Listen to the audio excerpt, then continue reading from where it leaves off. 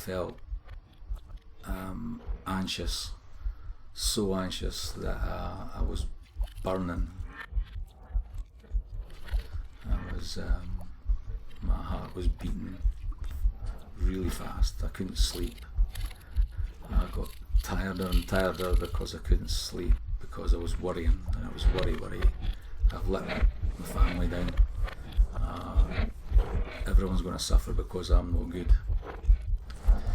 Everybody who relied on me, it was a false reliance. I was a fake. Therefore, I worried even more about what financial disaster I'd put in my family. So, anxiety, nervous, energy burning off, lack of sleep. I remember vividly curling up in a ball in the living room floor, howling, not even crying, howling, saying how shit I was. Yeah, I felt so bad. That's all I could do. I just wanted to be taken away from it all.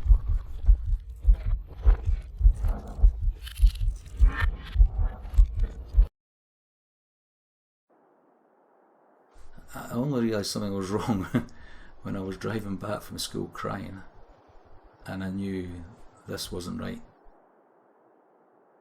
It was a build-up of stress in work and expectations of work, and then finding that I couldn't do it. I wasn't alone, other people were struggling with it, but I just thought, I can't do this. Why? What's wrong with me? Why can't I do it? I'm a failure.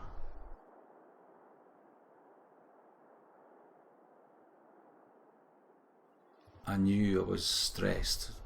I didn't know I was depressed, and I think it just got worse after that point.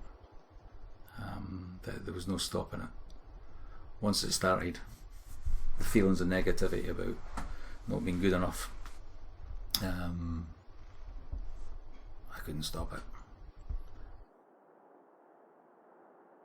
The whole thing made me feel that I was worthless, so I didn't want to meet anyone. I didn't want to speak to anyone. I was so worthless that there's no point in, I shouldn't be indulging in my hobbies, which I love, my cycling and my books. I couldn't do that.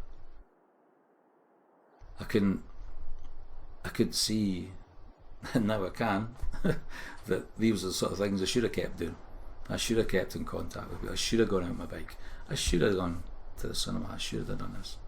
I just had to hide because it was an embarrassment, and I was a worthless human being. And all the things that laterally I know there's how you deal with it, I couldn't.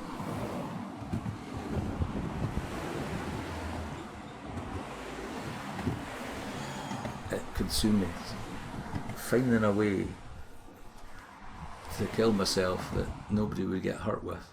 If I didn't want to jump in front of a train in case the train driver had to suffer so. I didn't want to hang yourself in the forest because some kid might find you. But I didn't want to kill myself. But I did. And it was not a drama thing. It wasn't, oh, attention, oh, I want to kill myself. It was, I'm a useless piece of shit. I'm no good to anyone. Everybody would be better off without me. Which didn't make sense. Now I see it doesn't make sense. But I was so desperate, also that I could understand why people would do it. And I was so numb that I could feel that people in my position then I could see how they could do it. But unfortunately I knew I couldn't because of my family. There's no way. Even though I was suffering and I was hating it and I was absolutely hating myself, I would have never done that to my family. I remember a run, actually being on the beach at Kingsbands, and thinking, because I was away from you all and I was having me time, then I reflected what a fucking great life I had, this is brilliant. I love my family and this is great, I can do this.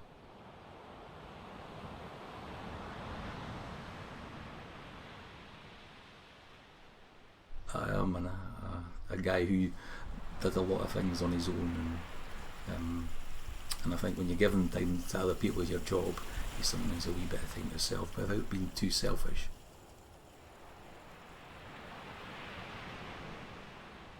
But as soon as I got out there and into my stride, which I'm not a great runner, but into my stride the head would clear, and then you could just enjoy the experience. So you hear the birds, you listen to the sea crashing in, you feel tactile the sand, and the experience of being doing that sort of thing, so I could enjoy the surroundings. But yeah, at the start, panic, rush, because all it was a big timetabling, and at the end, yeah, more relaxed. I could come home and get on with the rest of it.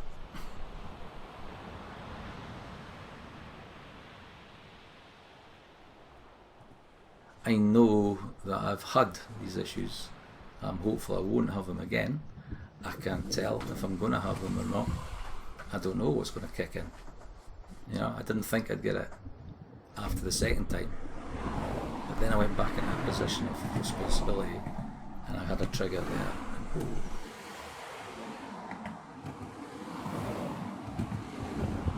I knew things were happening. And I knew that I didn't want to be ill, and I knew that I should be doing certain things and doing all these different techniques, but I couldn't stop it. And that was also a frustrating thing, that to have this experience of 2 big episodes, and then the third one to come again, and know and be aware, because I was awareness of triggers and stresses, and because I couldn't get a grip with that made it worse. And for the second and third episodes, I got better at dealing with it and saying, well, I can't do anything about it, I'm ill. If I had a broken leg, and I was in a plaster, it's obvious. But because I've got a broken head, it's not obvious to see that I'm ill. I think the last time I was ill was so much quicker. Because I did get it. I would like to think I'm a better person for it. It was a good thing. It was a horrible thing, but it was a good thing. And that it made me reflect on what was important. My family was more important than anything else. What other people think doesn't matter, apart from the ones close to you.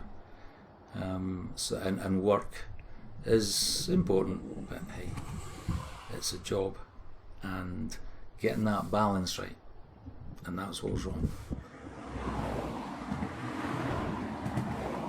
The boys, I don't know, that we talked about, and I think they weren't fully aware of just how seriously ill it was, which is brilliant, because we were too young to deal with that at the time, but it's good to talk about now. I hope they know that if anything like that happens to them, then they understand that, well, it's happened to their dad, so, and he's still here, and he's still okay, I hope, and yeah, that if it happens to their friends, and that happens to people they love, that they'll have insight into, to know that people need help.